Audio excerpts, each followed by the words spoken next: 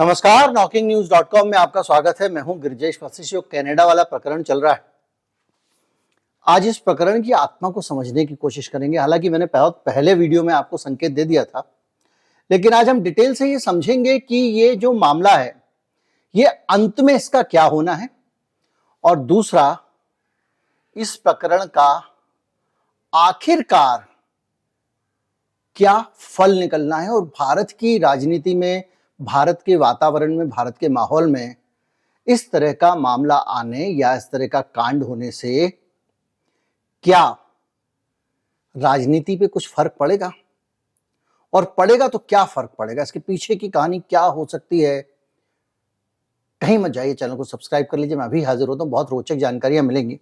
और मैं आपको एक चीज और याद दिलाना चाहता हूँ कि हमने अपना एक व्हाट्सएप चैनल बना लिया है। वैसे उसकी कोई जरूरत नहीं थी, लेकिन उसको बनाने का मकसद मुझे ये समझ में आया कि जो बहुत सारे लोग शिकायत करते हैं कि उनको नोटिफिकेशन नहीं मिला, उनको पता नहीं चला प्रीमियर का, या उनको पता नहीं चला कि हमारा वीडियो प्रकाशित हो गया है।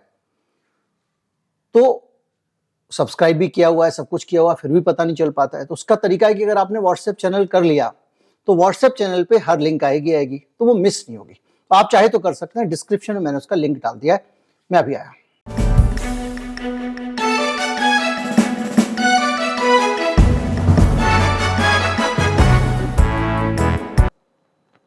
पहले तो आप ये समझिए कि ये अगर मामला बढ़ता है तो कहां तक बढ़ सकता है। अगर अमेरिका ने मान लीजिए कनाडा को लगा दिया तिल्ली और कनाडा एकदम रॉकेट हो गया है, तो भी ये मामला आगे जाएगा तो कहां तक जाएगा, क्या इसका असर भारत पर पड़ेगा। इसको समझने के लिए आपको दो तीन चीजें समझनी पड़ेंगी। एक तो ये कि ये जो डिप्लोमेसी होती है ना, इसको समझना पड़ेगा। तो अभी जो हो रहा है वो ये हो रहा है कि कनाडा और भारत के बीच में तनाव बढ़ता जा रहा है। ताजा खबर यह है कि भारत इस बात पे सहमत हो गया है कि अगर पक्के सबूत होते हैं, मिलते हैं, तो वो जांच में सहयोग करेगा। उधर अमेरिका ने साफ साफ कह दिया, अब यहां मीडिया क्या कह रहा है मुझे नहीं पता, अमेरिका ने साफ साफ कह दिया है कि भारत को जांच में सहयोग करना चाहिए कनाडा के साथ में। यानी कनाडा को भारत में आके जांच करे। सहयोग का मतलब यह है कि वो जो जानकारी मांगे वो दे, वो जिससे इन्वेस्टिगेशन करना चाहे, से इंटरोगेट करना चाहे, सवाल जवाब करना चाहे, उसको सवाल जवाब करने को दे, और बाकी चीजें। तो ये पूरा मामला और बढ़ता जा रहा है, क्योंकि भारत इसको लेकर बहुत सख्त रवैया अपनाए हुए है। और उस पर भी हमारे जयशंकर प्रसाद, एस जयशंकर जो हैं, जो हमारे विदेश मंत्री हैं, उनकी भाषा तो आप जानते ही, वो डिप्लोमेसी उनकी भाषा में होती नहीं है, बहुत उग्र तरीके से बात करते हैं। वो कह रहे हैं डबल स्टैंडर्ड नहीं होना चाहिए, अगर आप हमारी एम्बेसी पे हमला हो रहा है तो आप उसको बचा रहे। इसमें कोई शक नहीं है कि कनाडा में भी और भारत में भी बड़ी संख्या में सिख और गैर सिख खालिस्तान के आतंकवाद के खिलाफ। अगर खालिस्तान को लेकर वो किसी तरह का शांतिपूर्ण आंदोलन चलाते हैं तो शायद कुछ लोग उनके साथ हो जाएं। उन्होंने भी हाल में जनमत संग्रह किया था, बहुत ज्यादा लोग नहीं थे। अभी हाल में ये निज्जर हत्याकांड के बाद भी जो प्रदर्शन हो रहे हैं, उसमें बहुत ज्यादा सिख शिरकत नहीं कर रहे हैं। कनाडा में बहुत बड़ी संख्या में सिख गुरुद्वारों पे ऐसा एक इंप्रेशन होता है कि सिख गुरुद्वारों पे खालिस्तानियों का ही कब्जा, ऐसा भी नहीं है। बहुत ज्यादा व्यापक समर्थन उनको प्राप्त नहीं है, लेकिन ट्रूडो का एक कैलकुलेशन है, उनको लगता है कि सब सिखों के वोट मिल सकते हैं, तो वो उस तरह से लगे। लेकिन ये मसला अलग है। लेकिन इस मसले को अगर आप आगे जाके देखें तो इसमें क्या हो सकता है, पहले ये समझते हैं, फिर इसके पीछे की कहानी समझेंगे कि क्या ये क्यों रायता इतना फैला, क्यों नहीं। तो जेल में हत्या हो गई थी ना, अभी सितंबर में आके क्यों उबाल मार रही है कड़ी बासी वाली। उसमें यह कि राजनयिक विरोध हो रहा है, अपने अपने राजनयिकों को लौटा दिया था। इसके अलावा गोलबंदी होगी, वो किसी और पार्टी, अलग अलग देशों को अपनी तरफ करने की कोशिश करेंगे। कनाडा नाटो का मेंबर है, तो पश्चिमी देशों में उसकी जान पहचान अच्छी है, उसका फायदा उठाएगा, वो कुछ तरह से एक घेराबंदी करने की कोशिश करेगा। आर्थिक असर पड़ेगा, क्योंकि कनाडा भी यूरोप और अमेरिका में जो मंदी है उसको झेल रहा है, और हमारे यहाँ पे उसका व्यापार है। तो जो भी है, जब मंदी होती है तो वो उसको नुकसान होगा, उसके किसानों को नुकसान होगा। अगर हमने मसूर की दाल और सब नहीं मंगाई, हमको नुकसान ये होगा। अगर नहीं आई तो हमको बहुत महंगी खरीदनी पड़ेगी, क्योंकि 70% दाल वहीं से खरीदते हैं। तो ये चीजें जो है बहुत सारा एक कॉम्प्लिकेशन है, जिसमें एक तो ये हो गया कि आपका राजनयिक एक गतिरोध है, दूसरा आर्थिक प्रतिबंध वगैरह लगे, व्यापार प्रतिबंध लगा। अभी उसकी गुंजाइश नहीं दिख रही है, अगर मामला ज्यादा बिगड़ा तो देखा जा सकता है, लेकिन ये अति की बात कर रहे हैं। सैनिक गतिविधि तो जब दोनों का बॉर्डर ही नहीं मिलता है तो उस तरह की कोई सैनिक गतिविधि का तो सवाल ही नहीं उठता। जो सैनिक गठबंधन है, हम उनको कुछ हथियार देते हैं या वो हमको कुछ हथियार देते हैं, वो सब चीजों के मामले में थोड़ी कमजोरी आएगी। आमने सामने का संघर्ष होने का सवाल ही नहीं है। और अंतर्राष्ट्रीय हस्तक्षेप को मौका मिलेगा। जब दो आदमी का झगड़ा होता है तो सड़क चलता हुआ आदमी भी ज्ञान देने लगता है। अमेरिका ने अभी से ज्ञान देना शुरू कर दिया है और हम भी बड़ी आस नजर से देखते हैं अमेरिका किसकी तरफ है। तो अमेरिका ने बोलना शुरू कर दिया, वो कनाडा की तरफ से बोल रहा है अभी तक के हिसाब से कि भारत को जांच में सहयोग करना चाहिए। कनाडा भी कह रहा है भारत को जांच में सहयोग करना चाहिए। जो भी है, लेकिन इसमें अभी जो लग रहा है वो ये गुंजाइश है कि समाधान जो है उसकी गुंजाइश फिलहाल कम लग रही है। लेकिन ये मामला बढ़ेगा तो क्या बिगड़ जाएगा। हमारे देसी एक कहावत है, गौरव बैठेगी तो क्या करेगी, अपने स्वांग ले जाएगी।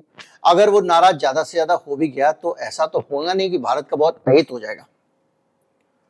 तो इस पूरी लड़ाई झगड़े में भारत की बदनामी होगी। बदनामी तो जब तक होने, हर चीज में तो बदनामी हो रही है। हम लोग यहाँ पे ध्रुवीकरण के नाम पे अभी बीच में एक रिपोर्ट आई थी कि ये जो चुनाव हुए हैं कर्नाटक वाले, उस दौरान सोशल मीडिया सेल ने, आईटी सेल जो है भारतीय जनता पार्टी की, वॉशिंगटन पोस्ट की है और वो कह रहा है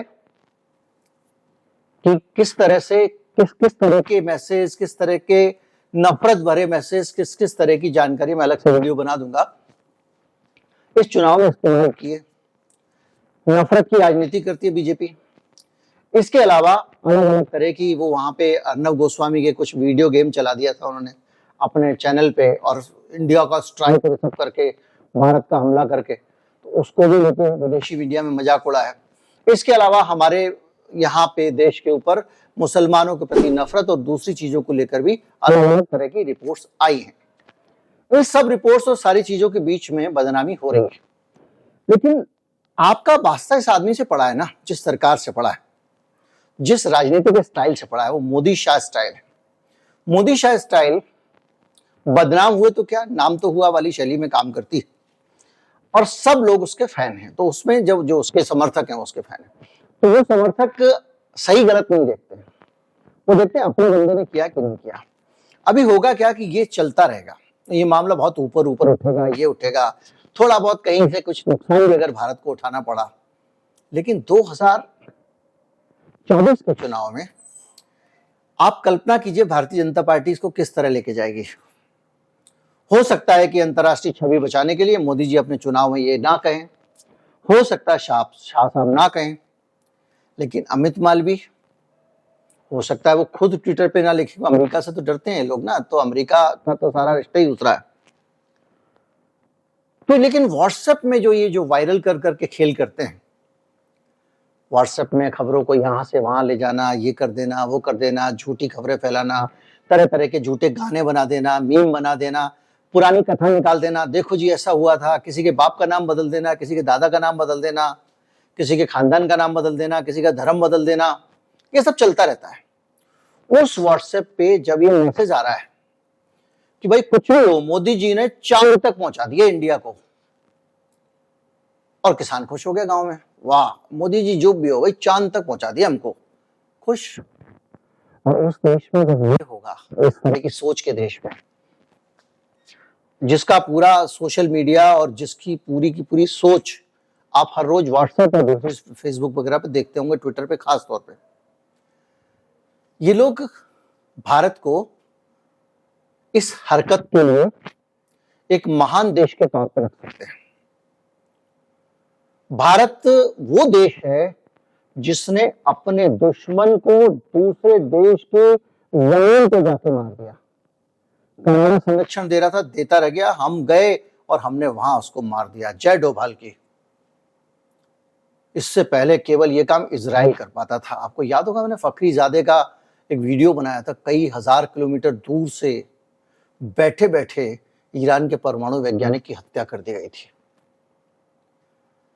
तो इजराइल कर पाता था या फिर अमेरिका कर पाता था, और जवाहिरी को अफगानिस्तान में जाके कमरे के अंदर घुस के ड्रोन से मार दिया, बालकनी में खड़ा हुआ था। पाकिस्तान के अंदर से अरेस्ट करके ले गए उसामा बिन लादेन को, सद्दाम हुसैन को चैम्बर के अंदर से निकाल रहा है। दुनिया का कोई भी कोना हो, तो ये काम अभी तक क्या तो अमेरिका करता था या इजराइल, और इजराइल इस आइडियोलॉजी का आदर्श है, ये आप देखते होंगे। ये इजराइल का उदाहरण देते हुए बहुत ज्यादा उत्साहित हो जाते हैं, खुश हो जाते हैं, वाह इजराइल बोल दिया। तो ये जो लोग हैं, ये जब ये बोलेंगे कि इजराइल की तरह मोदी जी ने जाके घुस के मारा है, घर में घुस के मारा है कनाडा में, तो इलेक्शन में उनको इससे नुकसान नहीं होगा, उनको इससे फायदा होगा। दुनिया में कोई कुछ भी कहे, अमेरिका कुछ कह ले, फला कुछ कह ले, लेकिन मोदी जी के लिए विन विन सिचुएशन है। चुनाव दूर नहीं है 24 के, ये सर्जिकल स्ट्राइक जैसे ही है। पहले सर्जिकल स्ट्राइक की थी, पाकिस्तान के अंदर घर में घुस के मारा, और अब हमने दुनिया में कहीं भी किसी भी कोने में, मोदी जी बोल देंगे अपने भाषण में इनडायरेक्ट तरीके से, किसी भी कोने में, किसी भी देश में अगर भारत का दुश्मन बैठा है तो हम उसको खत्म करने की ताकत रखते हैं। ये नया भारत है दोस्तों, लोग तालियां बजा देंगे, नया भारत है सब। तो ये नया भारत बन रहा है। मुझे ऐसे लगता है इस नए भारत की जो परिकल्पना है वो अभी G20 के दौरान शायद हुई है। उस दौरान ये सारे के सारे चौधरी लोग मिले, अलग अलग बातें हुई, गुप्त बातें हुई, कुछ खुली बातें हुई, हमको तो कोई बताता नहीं, और मीडिया वहां फोटो खींच के वापस आ गया सेल्फी लेके। जितना फोटो प्रकाशित हुए उनके, उसके बाद उनकी सेल्फी सोशल मीडिया पे आई। मैं G20 में आया हुआ हूँ जी, पीछे देखो, यहाँ पे G20 है, ये G20 है, बस ये हॉल में प्रेस रूम है। वो विदेशी जो मेहमान आ रहे थे उनका भी कोई फोटो नहीं, वो सब जो वहां से प्रसारण आ रहा था उसका वीडियो काट दे रहे थे। किसी ने किसी विदेशी मेहमान का कोई इस तरह से फोटो खींचा हो, कुछ खींचा हो ना, तो ये फोटो भी नहीं ढंग से खींच पाए, ये अपनी सेल्फी लेते रह गए। तो अंदर की खबर आपको पता कैसे चलेगी? वो जमाने तो चले गए जब अंदर की खबरें निकाला करती थी, इसलिए निकला करती थी क्योंकि मीडिया अंदर तक जाता था, मीडिया का एक्सेस था। यहां तो प्रेस कॉन्फ्रेंस तक नहीं करनी थी बाइडेन को। तो ऐसी हालत में G20 के अंदर क्या हो सकता है? ये भी तो हो सकता है कि भाई ट्रूडो जो है, एक बार बताइए, जून में कांड हुआ, जून में निज्जर की हत्या हुई, आज सितंबर है, सितंबर में अभी 18, आज मेरे ख्याल से 18 तारीख की बात है, आज 28 है ना, हाँ 10 दिन पहले। तब तक क्या वो चुपचाप सो रहे थे, जांच कर रहे थे, सब कर रहे थे, अमेरिका और वो सब लोग, कोई कुछ बात नहीं कर रहा था, सब एकदम शांति से बैठे हुए थे, किसी को कोई मतलब नहीं था, सबके लिए शांति थी। अचानक यहां से मिले, यहां आते हैं और यहीं से ड्रामा शुरू हो जाता है, रूठे रूठे घूम रहे हैं। फिर पता चल उनका हवाई जहाज खराब हो गया, फिर हवाई अड्डे पे अटके हुए हैं, और ये हवाई जहाज खराब हो गया, हवाई अड्डे पे अटके हुए हैं, ये सब भी तो वीर गाथाएं हैं। चुनाव में ये भी तो वीर गाथा आएंगी, अरे कनाडा का राष्ट्रपति था, मोदी जी ने ऐसा अटका दिया, भाई साहब 2.5 दिन तक जा नहीं पाए यहां से, बाप बाप बोल गया। बीच में खबर फैलाई दी थी वो ड्रग्स लेके आया था, तो इस तरह की खबरें भी फैला देते हैं। तो जो यहां से जब वो गया है, बंद कमरे में कौन सा मंत्र एक दूसरे को दिया, और वहां जाकर उसने ये खेल खेल दिया। अब उस खेल में देखिए विन विन सिचुएशन, हर डिप्लोमेसी में होती है विन विन सिचुएशन। कनाडा को फायदा क्या है? कनाडा को फायदा ये है कि वहां पर खालिस्तानी और उनसे सहानुभूति रखने वाले सिख, मैं बहुत पहले आपको 2 वीडियो में बता चुका हूं कि कैलकुलेशन क्या है, बार बार दोहराऊंगा, आप लोग मेरे पीछे पड़ जाओगे। तो वहां वो उनकी सहानुभूति लेता रहेगा, जितना लड़ेगा उतना उसको वोट मिलेंगे और उसको फायदा होता जाएगा। ठीक है साहब, यहां पर हमको ये फायदा हो जाएगा कि भारत बन गया भाई साहब महाशक्ति, अब तो दूसरे देशों में जाके भी ऑपरेशन करने लग गया है। किसी की हिम्मत थी 70 साल में, किसी की नहीं थी। ये पूरे खेल में क्या गया। इस खेल में कई ऐसी चीजें भी सामने आ रही हैं जो अलग अलग जगहों पे हमने देखी, जैसे ऑस्ट्रेलिया में एक मंदिर को विद्रूप कर दिया गया था, उसके ऊपर हिंदू धर्म विरोधी बातें कर दी गई थी, लिखा गया था, नारे वारे लिख दिए थे। बाद में जांच हुई तो पता चला मंदिर का सीसीटीवी जब तक वो नारे लिखे गए उतनी देर के लिए बंद था, खुल गया, वो पहले भी खुला था। और जांच की पुलिस ने, तो उसने कहा ये तो यहाँ पे जो हिंदू स्वयंसेवक संघ वाले लोग हैं और जो मंदिर कमेटी वाले लोग हैं, ये इनका ही हाथ है, पुलिस की जांच रिपोर्ट किसको मिलती है? वहां जो लोग खालिस्तान आंदोलन का समर्थन कर रहे हैं वो सरकार से रिपोर्ट मांग रहे, सरकार उनको दे देती है। तो ये पूरा एक माहौल जो गरम गरम बन रहा है ना, अब हर बार अगर प्रेडिक्टेबल गेम कोई खेलेगा, इस बार कोई पुलवामा करवा दे तो उसको कुछ मिलेगा क्या गालियों के अलावा? इस बार कुछ पाकिस्तान के बॉर्डर पे कर दे तो कहेंगे इनका काम है, तो पाकिस्तान वालों की जब यहाँ उनको जरूरत होती है यहाँ टेंशन हो जाता है, हर बार टेंशन होता है, उनको जरूरत हो यहाँ इनको जरूरत हो। तो इस बार कनाडा वाला नया आइडिया लेके आओ। ऐसा लगता है कि ये पूरा का पूरा मामला जो है, अगर ये जून का मामला है, भाई शुरुआती जांच में जुलाई में सामने आ जाता, अगस्त में आ जाता। ये मामला इतना लंबे समय तक टाल के रखना और भारत आना और भारत में नेताओं के बीच में कुछ बातें होना और उसका वहां जाके खुल जाना बहुत सारे सवाल खड़े कर सकता है, करता है। अब उन सवालों का उत्तर कोई नहीं दे सकता सिवाय इसके कि बहुत ज्यादा एक्सटेंसिव जांच हो जाए, उसमें कुछ निकल के आ जाए। लेकिन जो भी हो, एक चीज बड़ी साफ दिखाई दे रही है और वो ये है कि ये पूरा मामला भारत के चुनावों में बीजेपी को लाभ पहुंचाएगा, नुकसान नहीं पहुंचाएगा। कोई भी व्यक्ति भारत सरकार की इस पूरी प्रक्रिया के अगर नैतिक रूप पे जाएगा या सही या गलत होने की बात करेगा तो सीधे एक उधर से रबर की मोहर लेके एक आदमी आएगा और माथे पे धच्चे से चिपका देगा, खालिस्तान समर्थक हो तुम देशद्रोही हो, इंदिरा गांधी की हत्या करने वाले से मिले हो, जिन्होंने मुख्यमंत्री को प्रधानमंत्री को मारा, तुम उनसे मिले हो। कोई भी बोलने वाला नहीं है तो निजर की हत्या गलत है, सब कहेंगे सही किया, हीरो नहीं हीरो। तो जो भी है, क्या हुआ है G20 के बीच में हमको नहीं पता है, तो G20 के बाद जो हुआ है वो एकदम ऐसा है जिससे हर स्थिति में दोनों पक्षों को लाभ ही लाभ दिख रहा है। उम्मीद करता हूँ वीडियो आपको अच्छा लगा होगा, अच्छा लगा हो तो ज्यादा से ज्यादा लोगों तक पहुंचाएं, चैनल को सब्सक्राइब कर लें। नमस्कार, जय हिंद।